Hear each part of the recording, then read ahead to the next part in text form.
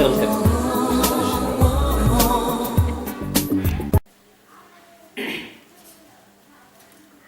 ಈ ಸಂದರ್ಶನದಲ್ಲಿ ನಮ್ಮ ಜೊತೆಗಿದ್ದಾರೆ ಸನ್ಮಾನ್ಯ ಶ್ರೀ ಸುರೇಶ್ ಚನ್ನಪ್ಪ ಗಾಂಡ್ಗೇರ್, ಮಾಜಿ ಗ್ರಾಮ ಪಂಚಾಯಿತಿ ಅಧ್ಯಕ್ಷರು ಹಾಗೂ ಜಿಲ್ಲಾ ಪಂಚಾಯಿತಿಯ ಸದಸ್ಯರಾದಂತ ಇವರು ನಮ್ಮ ಜೊತೆಗಿದ್ದಾರೆ. ಅವರಿಗೆ ನಮ್ಮ ಪೊಲಿಟಿಷಿಯನ್ ಆನ್ಲೈನ್ ಮೀಡಿಯಾದ ಪರವಾಗಿ ಅವರಿಗೆ ಹೃತ್ಪೂರ್ವಕ ಸ್ವಾಗತ ಸರ್. ತಾವು ಈ ನಿಮ್ಮ ಚಿತ್ರವನ್ನು ನೋಡಿದರೆ ನಲುಡಿ ಗ್ರಾಮದ ಗ್ರಾಮ ಪಂಚಾಯಿತಿ ಮಾಜಿ ಗ್ರಾಮ ಪಂಚಾಯಿತಿ ಅಧ್ಯಕ್ಷರಾಗಿ ತಾವು ಸೇವೆ ಸಲ್ಲಿಸಿದ್ದಾರೆ. ಅದನಂತರ ತಾವು ಈಗ ಧಾರವಾಡ ಜಿಲ್ಲೆಯ ನಲುಡಿ ಕ್ಷೇತ್ರದ ಒಬ್ಬ ಜಿಲ್ಲಾ ಪಂಚಾಯಿತಿ ಸದಸ್ಯರಾಗಿ ಸೇವೆ ಸಲ್ಲಿಸಿದ್ದಾರೆ. ಸರ್, ತಾವು ಯಾವ ಉದ್ದೇಶಕ್ಕೋಸ್ಕರವಾಗಿ ನೀವು ನಿಮ್ಮ ರಾಜಕೀಯ ಪ್ರವೇಶವನ್ನು ಪ್ರಾರಂಭಗೊಳಿಸಿರ್ತಾರೆ? ತಾವು ಒಂದು ರಾಜಕೀಯವಾಗಿ ನಾನು ಮೊದಲಿನಿಂದನೂ ಇಂಟ್ರೆಸ್ಟ್ ಇರಲಿಲ್ಲ. ಒಂದು ಬಿಸ್ನೆಸ್ನಿಂದ ನಾನಿದ್ದೆ, ಬಿಸ್ನೆಸ್ ಮಾಡ್ತಾ ಇದ್ದೆ. ಅನಿರೀಕ್ಷಿತವಾಗಿ ಗ್ರಾಮ ಪಂಚಾಯತಿಗೆ ರಾಜಕೀಯ ಪ್ರವೇಶವನ್ನು ಪಡೆದೆ. ರಾಜಕೀಯವಾಗಿ ಅಲ್ಲಿ ಬಂದಾಗ ಇವತ್ತು ಏನಂತಂದ್ರೆ ಅಲ್ಲಿ ಆಯ್ಕೆಯಾಗಿ ಬಂದು ಗ್ರಾಮ ಪಂಚಾಯತಿ ಅಧ್ಯಕ್ಷನಾಗಿ ಇವತ್ತು ಗ್ರಾಮದಲ್ಲಿ ಸೇವೆಯನ್ನು ಸಲ್ಲಿಸುವುದನ್ನು ನೋಡಿಕೊಂಡು ಗ್ರಾಮಸ್ಥರು ಇವತ್ತು ಒಳ್ಳೆಯ ಒಂದು ಅಭಿಪ್ರಾಯವನ್ನು ನನ್ನ ಬಗ್ಗೆ ವ್ಯಕ್ತಪಡಿಸಿದಾಗ ಮುಂದೆ ಒಂದು 6 ತಿಂಗಳ ಏನು ಗ್ರಾಮ ಪಂಚಾಯತಿ ಅಧ್ಯಕ್ಷ ಆದ ನಂತರ ಇವತ್ತು ಜಿಲ್ಲಾ ಪಂಚಾಯತಿ ಎಲೆಕ್ಷನ್ ಬಂತು. ಆ ಟೈಮ್ದಾಗ ನನಗೆ ಭಾರತೀಯ ಜನತಾ ಪಕ್ಷದವರು ಈ ಒಂದು ನನ್ನ ಕೆಲಸ ಅಂದರೆ ಇಲ್ಲಿ ಲೋಕಲ್ ಇರ್ತಕ್ಕಂಥ ನಮ್ಮ ಅಭಿಮಾನಿಗಳು ಏನು ಮಾಡಿದ್ರು ಅಂತಂದರೆ, ನೀವು ಜಿಲ್ಲಾ ಪಂಚಾಯತಿಗೆ ಸ್ಪರ್ಧನೆ ಮಾಡಬೇಕು ಅನ್ನೋ ಒಂದು ನಿಟ್ಟಿನಲ್ಲಿ ಜಿಲ್ಲಾ ಪಂಚಾಯತಿಗೆ ಮತ್ತೆ ನಾನು ಟಿಕೆಟ್ಗಾಗಿ ಬಯಸಿದಾಗ ಆ ಟಿಕೆಟನ್ನು ಕೂಡ ನೀಡಿದರು. ಇವತ್ತು ನಾನು ರಾಜಕೀಯ ಬರಬೇಕಂದ್ರೆ ಅಕಸ್ಮಾತಾಗಿ ಬಂದೆ. ಆದರೆ ಇವತ್ತು ಇನ್ನೊಂದು ಏನಂತಂದ್ರೆ, ನಾವು ರಾಜಕೀಯವಾಗಿ ಬರಬೇಕಾದ್ರೆ ಅವ್ರು ನಮ್ಮ ವಾಜಪೇಯಿ ಅವ್ರ ಕಾರಣ, ವಾಜಪೇಯಿ ಅವರ ಏನೊಂದು ಆದರ್ಶ ಅವುಗಳನ್ನು ಮೆಚ್ಕೊಂಡು ನಾವು ರಾಜಕೀಯ ಮಾಡ್ಬೇಕಂತ ಕೂಡ ಈ ರಾಜಕೀಯದಲ್ಲಿ ಪ್ರವೇಶ ಮಾಡಿದ್ದೆ. ತಾವು ಹೇಳಿದ್ರೆ ಸರ್, ತಾವೇನಪ್ಪ ಅಂತಂದ್ರೆ ಅನಿರೀಕ್ಷಿತವಾಗಿ ನಾನು ರಾಜಕೀಯ ಪ್ರವೇಶವನ್ನು ನಾನು ಮಾಡಿದೆ ಅನ್ನುವಂಥದ್ದು, ನನಗೆ ಏನಪ್ಪ ನಾನು ಬಯಸದೇ ಬಂದಂತಹ ಭಾಗ್ಯ ಅನ್ನುವಂಥದ್ದನ್ನು ನೀವು ಹೇಳ್ತಾ ಇದ್ದಾರೆ. ಆದರೆ ನೀವು ನಿಮ್ಮ ಗ್ರಾಮದ ಜನರು ಮತ್ತು ಹಾಳೆ ನಿಮ್ಮ ಗ್ರಾಮದ ಮುಖಂಡರು ಸಹ ನಿಮಗೆ ಒದಗಿಸಿದ ನಂತರ ಗ್ರಾಮ ಪಂಚಾಯತಿಯಿಂದ ಒಬ್ಬ ಸದಸ್ಯರಾಗಿ ಗ್ರಾಮ ಪಂಚಾಯತಿ ಅಧ್ಯಕ್ಷರಾಗಿರ್ತಾರೆ. ಹಾಗಾಗಿ ನೀವು ನಿಮ್ಮ ಅಧಿಕಾರಾವಧಿಯಲ್ಲಿ ಯಾವ ರೀತಿ ಒಳಗೆ ಗ್ರಾಮ ಪಂಚಾಯತಿಯಲ್ಲಿ ಇದ್ದಂಥ ಸಂದರ್ಭದಲ್ಲಿ ನೀವು ಜನಪರವಾದಂಥ ಕಾರ್ಯಗಳನ್ನು ಯಾವ ರೀತಿ ಮಾಡಿದಿರ್ತಾವೆ ಸರ್? ಇವತ್ತು ಗ್ರಾಮ ಪಂಚಾಯತಿ ಅಧ್ಯಕ್ಷನಾಗಿ ನಾನು ರಾಜಕೀಯ ಹೊಸದಾಗಿ ಬಂದೆ. ಆ ಗ್ರಾಮ ಪಂಚಾಯತಿ ಮಟ್ಟದಲ್ಲಿ ಆ ಒಂದು ಆಡಳಿತವನ್ನು ಹೇಗೆ ನಡೆಸ್ಬೇಕಂದ್ರೆ ಒಂದೆರಡು ತಿಂಗಳು ಟೈಮರ ಬೇಕು ಅದ್ರ ಬಗ್ಗೆ ತಿಳ್ಕೊಳ್ಳೋಕ್ಕೆ. ಅದನ್ನು ತಿಳ್ಕೊಂಡ ನಂತರ ಏನಾಯ್ತು ಅಂತಂದರೆ, ನಮ್ಮಲ್ಲಿ ಒಂದು 20 ಲಕ್ಷ ರೂಪಾಯಿ ಕೆರೆ ನಿರ್ಮಾಣ NRG ಒಳಗೆ ಇವತ್ತು ಏನಾಯ್ತು ಅಂತಂದರೆ, ಕೆರೆ ತೆಗಿಲಿಕ್ಕೆ ಸಡನ್ನಾಗಿ ನಾನು ಸುಮಾರು 100 ಅಂದರೆ 200 ಕೂಲಿ ಕೆಲಸದ ಆಳುಗಳನ್ನು, ರೈತರು ಏನಿದ್ರೆ ಬರ್ತಿದ್ರು ಕೂಲಿ ಕೆಲಸಕ್ಕೆ NRG ಒಳಗೆ, ಅವ್ರನ್ನೆಲ್ಲ ಅದರ ತೊಡಗಿಸಿದೆ. ಜೊತೆಗೆ ಗ್ರಾಮದಲ್ಲಿರ್ತಕ್ಕಂಥ ಸಣ್ಣ ರಸ್ತೆಗಳನ್ನು ಅವುಗಳನ್ನು ನಿರ್ಮಾಣ ಮಾಡೋದ್ರ ಜೊತೆಗೆ ಇವತ್ತು ಗ್ರಾಮದಲ್ಲಿ ಏನೋ ಒಂದು ಸ್ವಲ್ಪ ಅವಧಿಯಲ್ಲೇ ಹೆಚ್ಚಿನ ಒಂದು ಕೆಲಸವನ್ನು ಏನು ಮಾಡಿದೆ. ಅದರಿಂದ ನನಗೆ ಜನರ ಒಂದು ಹೆಚ್ಚಿನ ಒಂದು ಬೆಂಬಲ ಸಿಕ್ತು. ಜೊತೆಗೆ ಗ್ರಾಮದಲ್ಲಿ ಮಾಡುವ ಒಂದು ಅಭಿವೃದ್ಧಿಯನ್ನು ನೋಡಿ ಜನರು ನನಗೆ ಯಾವಾಗಲೂ ಸದಾ ನಿಮ್ಮಿಂದ ಇರ್ತೇವೆ, ಕೆಲಸವನ್ನು ಮಾಡಿ ಅನ್ನುವಂಥ ಇವತ್ತು. ಆಮೇಲೆ ಇವತ್ತು ನಮ್ಮ ಗ್ರಾಮದಲ್ಲಿ ಕೆಲವು ರಸ್ತೆಯನ್ನು ಮಾಡ್ಬೇಕಾದ್ರೆ ಹಿಂದಿನ ಒಂದು ಅವಧಿಯಲ್ಲಿ ಹರ್ಕತ್ತಾಕಿದ್ರು. ನಾನು ಒಂದು ಬಂದ್ಮ್ಯಾಗ ಆ ಒಂದು ಕೆಲಸವನ್ನು ಮಾಡ್ಬೇಕಾದ್ರೆ ಅವ್ರನ್ನೂ ಆಮೇಲೆ ಇವತ್ತು ರಸ್ತೆ ಇರಲಿ ಅಥವಾ ಯಾವುದಾದ್ರು ಹೊಲದ ಬಾಜು ದಾರಿ ಮಾಡೋದಿರಲಿ, ಅವ್ರನ್ನೆಲ್ಲ ನಜರಿ ತಗೊಂಡು ಅವ್ರನ್ನೆಲ್ಲ ವಿಶ್ವಾಸಕ್ಕೆ ತಗೊಂಡು ಕೆಲಸ ಮಾಡೋದ್ರಿಂದ ಇವತ್ತು ಒಳ್ಳೆಯ ಕೆಲಸಗಳು ಆದ ಒಂದು ಗ್ರಾಮ ಪಂಚಾಯತಿ ಅಧ್ಯಕ್ಷದಾಗ ಆದವು. ಆ ನಿಟ್ಟಿನಲ್ಲಿ ಇವತ್ತು ಒಂದು ಅಭಿವೃದ್ಧಿಯನ್ನು ನೋಡಿ ಮುಂದಿನ ಒಂದು ಹಂತಕ್ಕೆ ಹೋಗಕ್ಕೆ ನನಗೆ ಅನುಕೂಲ ಆಯ್ತು ಅನ್ನೋ ಒಂದು ವಿಷಯ ನಾನು ಹೇಳಕ್ಕೆ ಇಷ್ಟಪಡ್ತಾ ಇದ್ದೇನೆ. ಅದರ ಜೊತೆಗೆ ಸರ್, ತಾವು ಪ್ರಪ್ರಥಮವಾಗಿ ಸದಸ್ಯನಾದಂಥ ಗ್ರಾಮ ಪಂಚಾಯತಿ ಅಧ್ಯಕ್ಷರಾಗಿ ಸೇವೆ ಸಲ್ಲಿಸ್ತಾರೆ. ಅಂತಹ ಸಂದರ್ಭದಲ್ಲಿ ಅನೇಕ ನಮ್ಮ ಗ್ರಾಮ ಪಂಚಾಯತಿಗೆ ಸುಮಾರು 20-18 ತಮ್ಮದೇ ಆದಂಥ ಕ್ಷೇತ್ರದ ಅನುಗುಣವಾಗಿ ಆ ವಾರ್ಡಿನ ಸದಸ್ಯರಿರ್ತಾರೆ. ಅವ್ರನ್ನ ತೂಗಿಸ್ಕೊಂಡು ಹೋಗೋದು ಅಂತದ್ದು ಬಹಳ ಕಠಿಣವಾದ ಪರಿಸ್ಥಿತಿ.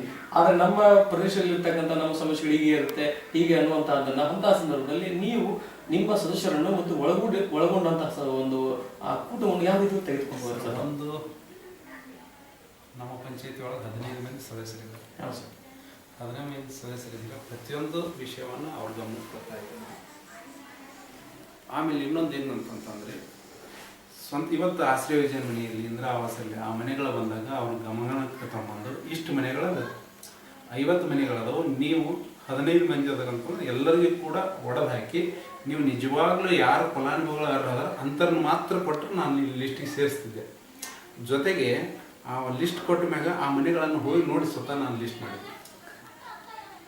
ಆಮೇಲೆ ಅವ್ರನ್ನೆಲ್ಲರನ್ನೂ ಕೂಡ ಇವತ್ತು ವಿಶ್ವಾಸಕ್ಕೆ ತಗೊಂಡು ಈಗ ಅಧ್ಯಕ್ಷ ಇದ್ದ ಅಂದ್ರೆ ನಾನು ಅವ್ರನ್ನ ಹಾಕಿ ಫೈನಲ್ ಮಾಡಿ ಕಳಿಸ್ಬೋದು. ಆದರೆ ಆ ಥರ ಮಾಡಿಲ್ಲ. ಇವತ್ತಿಗೂ ಸ್ವತಃ ಎಲ್ಲ ನಮ್ಮ ಗ್ರಾಮ ಪಂಚಾಯತಿ ಸದಸ್ಯರು ಕೇಳಿದ್ರು ತಮಗೆ ಗೊತ್ತಾಗತ್ತೆ.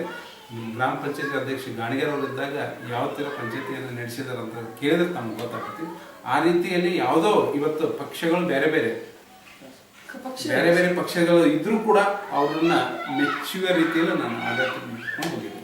ಅವ್ರನ್ನ ವಿಶ್ವಾಸಕ್ಕೆ ತೆಗೆದುಕೊಂಡು ಅವರು ಕೂಡ ಹೇಳಿದೆ ಅವ್ರ ಕೆಲಸಗಳನ್ನು ಮಾಡುವುದ್ರ ಜೊತೆಗೆ ಅವ್ರಿಗೆ ಒಟ್ಟು ಬೇಸರ ಆಗದಂಗೆ ಪ್ರತಿಯೊಂದು ಮೀಟಿಂಗಿಗೂ ಅವ್ರು ಬರ್ತಿದ್ರು. ಹೆಣ್ಮಕ್ಳು ಸಾಕಷ್ಟು ಜನ ಇದ್ದಾರೆ ಇಲ್ಲಿ, ಮಹಿಳಾ ಮೆಂಬರ್ಸ್, ಅವ್ರು ದೊಡ್ಡ ದೊಡ್ಡ ಮನೆಯವ್ರು ಇದ್ರು ಕೂಡ ನನ್ನನ್ನು ಮೆಚ್ಚಿ ಇವತ್ತು ನಾನು ಜಿಲ್ಲಾ ಪಂಚಾಯತ್ ಸದಸ್ಯ ಆದರೂ ಅವರು ಕಾಂಗ್ರೆಸ್ನವರಿದ್ದರು ನಾನು ಯಾವುದೇ ಒಂದು ಕಾರ್ಯಕ್ರಮಕ್ಕೆ ಕರೆದ್ರು ಇಲ್ಲಿ ಬಂದಿದ್ದೆ ಅಂತ ಒಂದು ವ್ಯವಸ್ಥೆ. ನಾವು ಪಕ್ಷದಾರಂತಿಲ್ಲ, ನಮ್ಮ ಊರಲ್ಲಂತ ಎಲ್ಲರೂ ಆ ಒಂದು ಭಾವನೆಯಿಂದ ನಾನು ಕೆಲಸ ಮಾಡಿದೆ. ಅದ್ರ ಜೊತೆಗೆ ಏನಾದ್ರು ಸರ್, ನಿಮ್ಮ ಗ್ರಾಮ ಪಂಚಾಯತ್ ಅಧ್ಯಕ್ಷ ಆದ ನಂತರ ಏನಾದರೂ ಒಂದು ಅಧಿಕಾರ ಅವಧಿಯಲ್ಲಿ ಏನಾದ್ರು ಸಮಸ್ಯೆಗಳು ಬರ್ತಾರೆ ಅಂತ ಸಂದರ್ಭದಲ್ಲಿ ಏನಾದ್ರು ನಮ್ಮ ಜೊತೆಗೆ ಏನಾದ್ರು ಕೈಘಟನೆ ಏನಾದ್ರು ಅಧಿಕಾರ ಅವಧಿಯಲ್ಲಿ ಏನಾದ್ರು ಕಂಡಿರ್ಬೋದಾ? ಕೈಘಟನೆ ಏನಾದ್ರು ಅದು ಏನು ನಡೆದಿಲ್ರಿ. ಮಾಡೋ ಹೊತ್ನ್ಯಾಗ ಸಣ್ಣ ಪುಟ್ಟ ಏನೋ ಇರ್ತಾವ ಅಂತ ಏನು ದೊಡ್ಡ ಘಟನೆ ಯಾಕಂದ್ರೆ ಏನಿಲ್ಲ. ಅದರ ಜೊತೆಗೆ ಏನಪ್ಪಾ ಅಂತ ಕೈಘಟನೆ ಜೊತೆಗೆ ಸಿಹಿ ಖಂಡಿತವಾಗಿರ್ತಾರೆ ಸರ್. ನೀವು ನಿಮ್ಮ ಅಧಿಕಾರ ಅವಧಿ ಮುಂಚಿತವಾಗಿರ್ತಕ್ಕಂಥದ್ದನ್ನ ಜನಸಾಮಾನ್ಯರಿಗೆ ನೀವು ತಲುಪಿಸಿದಂತ ಒಂದು ಸೌಲಭ್ಯಗಳೇ ಆ ಜನಸಾಮಾನ್ಯರು ನೀವು ಪ್ರತಿಕ್ರಿಯೆ ನೀಡುವುದು ಮತ್ತು ಹೊಳ್ಳಿ ಆ ಸಂದರ್ಭದಲ್ಲಿ ನಿಮಗೆ ಆದಂತ ನಿಮಗೆ ವೈಯಕ್ತಿಕವಾಗಿ ಸಂತೋಷವಾದಂತದ್ದು ಮತ್ತು ಸಂತೋಷ ಅಂತಂದ್ರೆ ಈಗ ಇದು ಈ ಊರು ಇಲ್ಲಿ ಅಂತ ತಗರ್ದೈತ್ರಿ. ಈ ಪೊಸಿಷನ್ ಈಚೆ ಕಡೆಯಿಂದ ನಮ್ಮ ವಾರ್ಡ್ ನಂಬರ್ 4 ಮುಂಚೆಕ್ಕೆ 4 ಇದ್ರೆ ಈಗ 3 ಮಾಡಿದ್ದಾರೆ. ಈ 3ನೇ ವಾರ್ಡಿಂದ ಇತ್ತನ್ನಾರಿಗೆ ಏನೈತಿ ಅಲ್ಲೊಂದು ಕೆರೆ, ಈ ಊಚಿದಾರಿಯಲ್ಲಿ ಕೆರೆ ಮಾಡಿದ್ದಾರೆ. ಆ ಕೆರೆ ಏನಾಯ್ತು ಗೊತ್ತೈತೆ ಅಂತಂದ್ರೆ ನಳ ಬರಲಿಲ್ಲ ಅಂತಂದ್ರೆ ಅಲ್ಲಿರೋರು 1.5 ಕಿಲೋಮೀಟರ್ ಹೋಗಿ ನೀರು ತುಂಬ್ಕೊಂಡು ಹೋಗ್ಬೇಕಿತ್ತು. ನಾವು ಅಲ್ಲಿ ಕೆರೆ ಮಾಡಿಸಿದಾಗ ಇಲ್ಲಿ ಎಲ್ಲರಿಗೂ ದೊಡ್ಡ ಅನುಕೂಲ ಆಗಿದೆ. ನಾ ಅವನೇ ಬಂದಂದ್ರೆ ನಿನ್ನಿಂದ ನೀರು ಕುಡಿತೇವೆ ಅನ್ನೋ ಒಂದು ಮಾತನ್ನು ಅದು ಬಟ್ ನಾನು ಸರ್ಕಾರದಿಂದ ಮಾಡಿದ್ದೇನೆ. ಮಾಡಿದ ಕೆಲಸಕ್ಕೆ ಅವ್ರು ಅಂತಾರ ಇಂಥ ಒಂದು ಒಳ್ಳೆ ಕೆಲಸ ನೀನು ಇಲ್ಲಿ ಮಾಡಿದ ಸಂಬಂಧ ಈಗ ನಳ ಬರಲಿಲ್ಲ ಅಂದ್ರೆ ನಾವು ಅಲ್ಲೇ ಒಂದು 100-200 ಮೀಟರ್ನಾಗ ಹೋಗಿ ಅಲ್ಲಿ ತೊಗೊಂಬರ್ತೇವೆ ನಾವು ನೀರು ಅಂತ. ಅವ್ರೇನು ನಾನು ಮಾಡಿದ ಕೆಲಸಕ್ಕೆ ಸಂತೋಷ ಐತಿ. ಅವ್ರು ನನಗೇನು ಹೇಳ್ತಿದ್ರು ಪ್ರತಿಕ್ರಿಯೆ ಭಾಳ ನನಗೆ ಮಾಡಿದಕ್ಕೂ ಹೆಮ್ಮೆ ಸಂತೋಷ ಆಗ್ತದೆ ಸರ್. ಅದ್ರ ಜೊತೆಗೆ ಈಗ ತಾವು ತಮ್ಮ ಪಕ್ಷ ಮತ್ತು ನಿಮ್ಮ ಮುಖಂಡರು ಕೊಟ್ಟಂತ ಸಂದರ್ಭದಲ್ಲಿ ಜಿಲ್ಲಾ ಪಂಚಾಯತ್ ಸದಸ್ಯರಾಗಿ ತಾವು ಹುದ್ದೆಯನ್ನು ಅಲಂಕರಿಸಿ ಅಧಿಕಾರದಲ್ಲಿ ಚಲಾವಣೆ ನೀಡಿದ್ದಾರೆ. ಆ ದೃಷ್ಟಿಯಲ್ಲಿ ಸರ್ ಅದಕ್ಕೆ ನಮ್ಮ ಜಿಲ್ಲಾ ಪಂಚಾಯತಿಯಲ್ಲಿ ಅಲ್ಲಿ ಅನೇಕ ಯೋಜನೆಗಳು ಬರ್ತಾ ಇದೆ, ಆಮೇಲೆ ಅನೇಕ ಅನುದಾನಗಳು ಬರ್ತಾ ಇದೆ. ಅಂತ ದೃಷ್ಟಿಯಲ್ಲಿ ನಮ್ಮ ನರಗುಡಿ ಕ್ಷೇತ್ರದ ಹಲವಾರು ಹಳ್ಳಿಗಳು ಬರ್ತಾರೆ. ಆ ಜಿಲ್ಲಾ ಪಂಚಾಯತಿ ವ್ಯಾಪ್ತಿಯಲ್ಲಿ ಬರ್ತಕ್ಕಂಥದ್ದು ಮಹಾನ್ ಆಸೆ ಇಟ್ಕೊಂಡಿದ್ದಾರೆ ಸರ್ ತಾವೆಲ್ಲ. ಏನ್ ಇಟ್ಕೊಂಡಿದ್ದೆ ಸರ್? ನಾನು ಕೆಲಸ ಕಾರ್ಯ ಕುಂಠಿತಗೊಂಡಿದ್ದಾವೆ ಇಂಥ ಮಾಡ್ಬೇಕು ಅನ್ನುವಂಥದ್ದು ಒಂದ್ರಿ ನನಗನ್ಸಿ ಮಟ್ಟಿಗೆ ನನ್ನ ಒಂದು ಕ್ಷೇತ್ರ ವ್ಯಾಪ್ತಿಯಲ್ಲಿ ಬರ್ತಕ್ಕಂಥ ಸಾಕಷ್ಟು ಗ್ರಾಮಗಳಿಗೆ ಇವತ್ತು ನಮ್ಮಲ್ಲೇ ಏನಂದ್ರೆ ಎರಿಭೂಮಿದೆ. ರೈತರಿಗೆ ಹೊಲಕ್ಕೆ ಹೋಗ್ಲಿಕ್ಕೆ ಬಹಳಷ್ಟು ತೊಂದರೆ ಇದೆ. ಒಂದು ಮೊದಲೇ ಆಗ್ತೈತೆ ಅಂತಂದ್ರೆ ರೈತರ ಹೊಲಗಳಿಗೆ ಹೋಗ್ಲಿಕ್ಕೆ ರಸ್ತೆ, ಕುಡಿಯುವ ನೀರು, ಆಮೇಲೆ ಉತ್ತಮವಾದಂಥ ಶಿಕ್ಷಣ ಸಿಗಬೇಕು. ಇವು 3 ನಾನು ಮೊದಲು ಪ್ರಾಮುಖ್ಯತೆ ಕೊಟ್ಟೆ. ನಾನು ಮೊದಲಿಂದ ಆದರೂ ಆಯ್ತು, ನಾನು ಗ್ರಾಮ ಪಂಚಾಯತಿ ಅಧ್ಯಕ್ಷ ಇದ್ದಾಗಾದರೂ ಫಸ್ಟ್ ಹೊಲವಾರು ದಾರಿಗೆ ಕೈ ಹಚ್ಚಿದ್ವಿ. ಅಂದರೆ ಇವತ್ತು ಏನಾಗಿದೆ ಅಂತಂತಂದರೆ ಸ್ವತಃ ನಾವು ಕೃಷಿಕರು ನನಗಾದಂಥ ಅನುಭವವನ್ನು ಒಂದು ಮಾತನ್ನು ಹೇಳ್ತಿದ್ದೇನೆ. ಇವತ್ತು ಏನಾಯ್ತು ಅಂತಂದರೆ 2008ರಲ್ಲಿ ಇಲ್ಲಿಂದ ನಮ್ಮ ಹೊಲ ಒಂದು 4 ಕಿಲೋಮೀಟ್ರ್ ಆಗತ್ತೆ. ಇವತ್ತು ಬೆಳೆ ಬಂದಿತ್ತು, ಅಲ್ಲಿ ಹೋಗ್ಲಿಕ್ಕೆ ದಾರಿ ಇಲ್ಲ ಸಂಬಂಧ 200 ಪಿಸಿ ಉಳ್ಳಾಗಡ್ಡಿ ಆಗುವಂಥದ್ದು ಅದು ಮಳೆ ಬಂದಿದ್ದಕ್ಕೆ ಅಲ್ಲಿ ಹೋಗಲೇ ಇಲ್ಲ 15 ದಿನ. ಮುಂದೆ 15 ದಿನದ ನಂತರ ದಾರಿ ಆದ್ಮ್ಯಾಗ ಆ ಹೊಲಕ್ಕೆ ಹೋದ್ರೆ 11 ಪಿಸಿ ತೊಗೊಂಡು ಅಲ್ಲಿ ಆದಂಥ ಪಿಸಿ ಬರೀ 11 ಸುಮಾರು ನಷ್ಟ ಆಯಿತು. ಇವತ್ತು ನನಗೆಲ್ಲ ಅನುಕೂಲ ಇತ್ತು ತರಲಿಕ್ಕೆ, ಆದರೂ ಕೂಡ ನನ್ನಂಥವನ್ನ ಅದನ್ನು ತರ್ಬೇಕಾದ್ರೆ ಇಷ್ಟು ಒದ್ದಾಡಿದ್ವಿ. ಈಗ ಸಾಮಾನ್ಯರು ಏನೂ ಇಲ್ಲದವ್ರಿಗೆ ಎಷ್ಟೊಂದು ತೊಂದರೆ ಆಗತ್ತೆ, ಎಷ್ಟೊಂದು ಇದಾಗತ್ತೆ ಅಂತಂದ್ರೆ ಇವತ್ತು ಆರ್ಥಿಕವಾಗಿ ರೈತರು ಹಿಂದುಳಿಕೆ ಕಾರಣ ಅಂತಂದ್ರೆ ನಮ್ಮ ಹೊಲದಲ್ಲಿ ರಸ್ತೆ. ಆ ನಿಟ್ಟಿನಲ್ಲಿ ಇವತ್ತು ಹೊಲಗಳಿಗೆ ಹೆಚ್ಚಿನ ಒಂದು ರಸ್ತೆ ನಿರ್ಮಾಣ ಮಾಡುವ ನಿಟ್ಟಿನಲ್ಲಿ ನನ್ನ ಪ್ರಯತ್ನ ಇದೆ. ಎರಡನೇದು ಕುಡಿಯೋ ನೀರಿನಿಗೆ ಆಲ್ಮೋಸ್ಟ್ ಆಲ್ ನಮ್ಮ ಕ್ಷೇತ್ರದಲ್ಲಿ ಬರ್ತಕ್ಕಂಥವು ಎಲ್ಲ ಊರಿಗೆ ಸಮರ್ಪಕವಾದ ನೀರು ಸಿಗ್ತಾ ಇದೆ.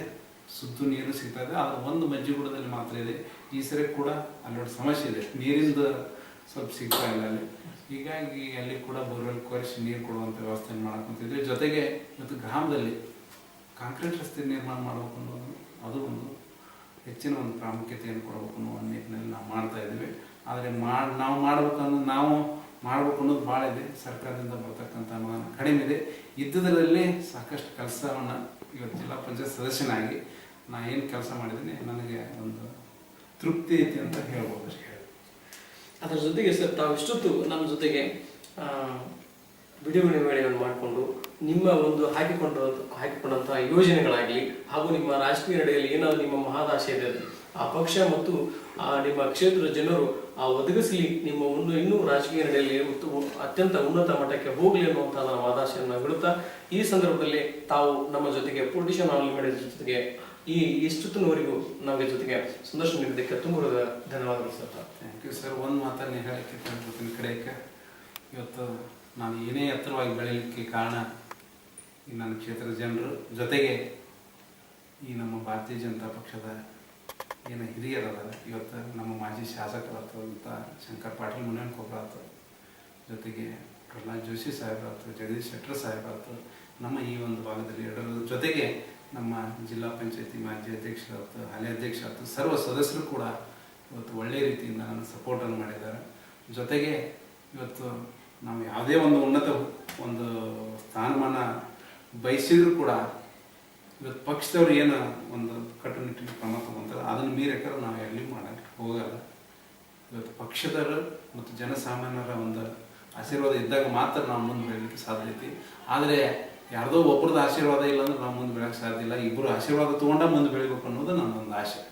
ಖಂಡಿತವಾಗಿ ಸರ್, ಅದೆಲ್ಲ ನಿಮ್ಮ ಆಸೆ ಈಡೇರಲಿ ಅನ್ನುವಂಥದ್ದನ್ನು ನಾವು ಅಪೇಕ್ಷೆ ಪಡ್ತಾ ಇದ್ದೇವೆ ಹಾಗೂ ನಮ್ಮ ಮೇಡದ ಮುಖಾಂತರವಾಗಿ ತಮಗೆ ಮತ್ತು ಹಾರೈಸ್ತಾ ಇದ್ದೇವೆ ಸರ್. ಜೊತೆಗೆ ಇವತ್ತು ತಾವು ನಮ್ಮ ಗ್ರಾಮಕ್ಕೆ ನನ್ನ ಒಂದು ಸಂದರ್ಶನ ತಗೊಂಡು ಈ ಒಂದು ನನ್ನ ಸಂದರ್ಶನವನ್ನು ಇಡೀ ಒಂದು ಕ್ಷೇತ್ರಕ್ಕೆ ಅಥವಾ ಎಲ್ಲ ಒಂದು ಜನಸಾಮಾನ್ಯರಿಗೆ ತಿಳಿಯುವ ನಿಟ್ಟಿನಲ್ಲಿ ತಮ್ಮ ಒಂದು ಪ್ರಯತ್ನ ಏನಿದೆ ಅದಕ್ಕೆ ನಾನು ತುಂಬ ತುಂಬ ಕೃತಜ್ಞತೆಗಳನ್ನು ಸಲ್ಲಿಸಿ ನನ್ನ ಗ್ರಾಮಕ್ಕೆ ಬಂದಿದ್ದಕ್ಕೆ ತಮ್ಗೆ ಮೊದಲೇ ಸ್ವಾಗತ ಮಾಡ್ಕೋಬೇಕಿತ್ತು. ನನ್ನ ಜೊತೆ ಕ್ಷಮಿಸಿ ತಮ್ಮನ್ನು ಈ ನನ್ನ ಗ್ರಾಮಕ್ಕೆ ತಮ್ಮಿಬ್ಬರು ಈಗಿರೋರನ್ನು ಸಾಗಿಸಿ ಈ ಬಂದು ನಾನೊಂದು ಸಂದರ್ಶನ ಮಾಡೋದಕ್ಕೆ ತಮ್ಮಿಬ್ಬರಿಗೂ ಕೃತಜ್ಞತೆ ಸಲ್ಲಿಸಿ. ನಮಸ್ತೆ.